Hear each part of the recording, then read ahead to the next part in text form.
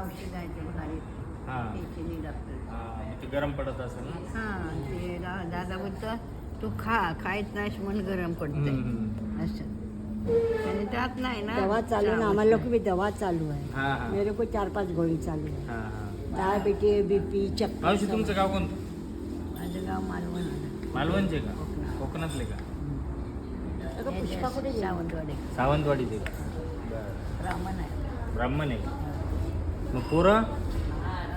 एक पोरगा आहे आणि 2 पोरी होत्या. ती एक पोरगी डायबिटीसनं वारली हां मोठी. हां तिचे लग्न झाले तिला नातू बितूंड आहेत. हां नवरा पण जवान तुमच्या गत आहे.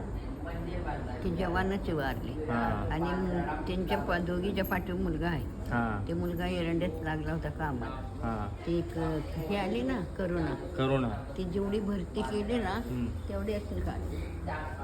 आणि स्वतःची कंपनी होती कुठं राहायचे तुम्ही? जोगेश्वरी. जोगेश्वरीला. आणि स्वतःची कंपनी होती डिश बनवायचं प्लॅस्टिकचं. ताजमान हॉटेलला जायचं.